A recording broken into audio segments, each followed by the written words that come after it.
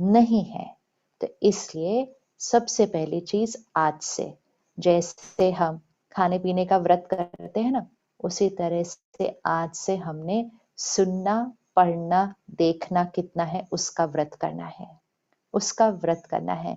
हमारे बिना सुने पढ़े देखे ही समाचार हमारे तक पहुंच ही जाते हैं। हमें बार बार उसको सुनना, पढ़ना, देखना नहीं है। अगर हम अखबार में पढ़ लें तो भी ठीक है, लेकिन हर थोड़ी देर बाद टीवी पर आ रहा है, हर मैसेज आ रहा है, हम बार बार नहीं उसको ले सकते हैं। प्लीज इसके इम्पैक्ट को समझिए, प्लीज इसके इम्पैक्ट को समझिए। कोविड फिर भी उसका इलाज है। अगर हम ध्यान रखते हैं वो हमारे को नहीं होगा, अगर होगा तो उसका इलाज है। लेकिन अगर हमारे मन को कुछ हुआ, अगर हमारा मन की स्थिति डाउन हो गई, तो फिर कैसे हम उसको ठीक करेंगे, क्या करेंगे हम उसको।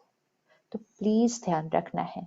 तो आज से फर्स्ट पॉइंट ये पक्का कीजिए कि मैंने बार बार अपने आप से प्रतिज्ञा कीजिए, मैं हर थोड़ी देर के बाद फोन उठाकर नहीं देखूंगी, ऐसे नहीं देखूंगी कि अगला मैसेज कौन सा है, क्या है। जो काम की चीज होगी वो मेरे पास आ जाएगी। काम की चीजें क्या है कि हमें अपना ध्यान कैसे रखना है, वो हमने सीख लिया है अभी। हमें बार बार उसको फोन के मैसेजेस से कुछ नहीं सीखना है अभी।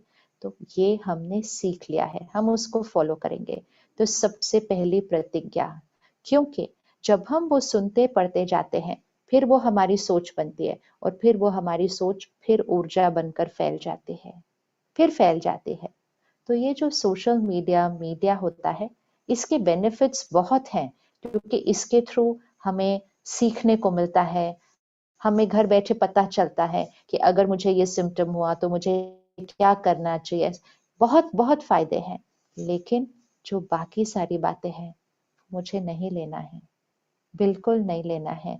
ये मुझे प्रतिज्ञा करना है कि ये इस टाइम मेरे मन के लिए, और फिर मेरे मन की स्थिति से, मेरे घर के सदस्यों के मन के लिए, मेरे घर की ऊर्जा के लिए, मेरे शहर और देश की ऊर्जा के लिए ये हानिकारक है।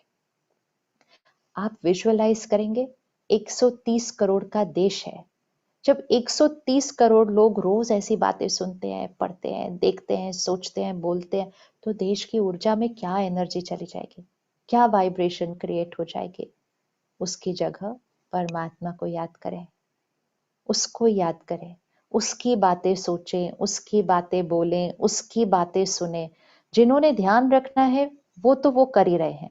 जिन्होंने सिर्फ सोचना है और बोलना है घर में रहकर, वो परमात्मा की दी हुई बातें सोचे और बोले, तो फिर कुछ दिनों में ही पूरे घर, शहर और देश की ऊर्जा बदल जाएगी।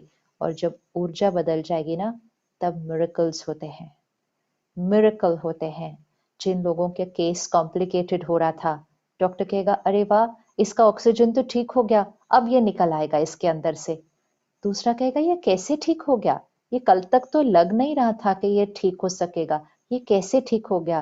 कहेंगे किसी की दुआ लगी है।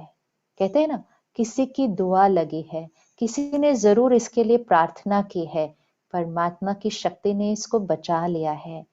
मेडिकल साइंस की भी एक लिमिटेशन होती है। एक हद के बाद मेडिकल साइंस क्या कर सकती है। अगर किसी का लंग रिस्पॉन्ड ही नहीं कर रहा, अगर उसका ऑक्सीजन गिरता ही जा रहा है, डॉक्टर कहेगा हम 10 इतनी ही कोशिश कर सकते हैं, इसके आगे हमारे हाथ में नहीं है कुछ। लेकिन वो हम सबके हाथ में होता है। इसीलिए डॉक्टर कहते हैं ना, आप सब प्रार्थना कीजिए, बस आप सब दुआ कीजिए। हम सब करते हैं। जब हमारा कोई अपना, कभी अभी कोविड के टाइम नहीं, जब हमारा कोई अपना बीमार होता है किसी का, हम करते हैं ना, इस समय सिर्फ उनके लिए प्रार्थना नहीं करनी जो अपने हैं, जो परिवार है, दोस्त है। इस समय सबके लिए करनी है, सारा दिन करनी है, हर रोज करनी है। क्योंकि परिस्थिति बड़ी है। जब परिस्थिति बड़ी होती है तो 5 मिनट प्रार्थना करने से नहीं चलेगा, पूरा दिन प्रार्थना की ऊर्जा होनी चाहिए। अब इसका मतलब ये नहीं है कि हम सारा दिन प्रार्थना कर सकते हैं, हमें तो बहुत कुछ करना है ना, अपना काम करना है। तो प्रार्थना करना अर्थात सारा दिन वैसा सोचना जो परमात्मा हमें सिखाते हैं। हमारी सोच वैसी होनी चाहिए। प्रार्थना में हम क्या सीखते हैं? शांत रहना, शक्तिशाली रहना, क्षमा करना, किसी के लिए गलत नहीं बोलना, वो सीखते हैं ना हम सुबह।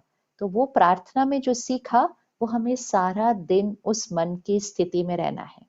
तो उसके लिए सबसे पहली परहेज, हम बार बार समाचार नहीं सुनेंगे, देखेंगे। प्रतिज्ञा कर लीजिए अपने आप से, ये आपके हित के लिए है, ये आपके परिवार के हित के लिए है। जब घर में एक सदस्य भी बार बार सुनता पड़ता है ना, और फिर वो घर में औरों को बताते रहते हैं, अब पता है क्या हुआ, अब पता है ऐसे हुआ, अब पता है वैसे हुआ। हमें नहीं पता कि परिवार में कौन है जिसको शक्ति नहीं है उतना सहन करने की, और वो उसके मन और शरीर पर असर पड़ जाएगा।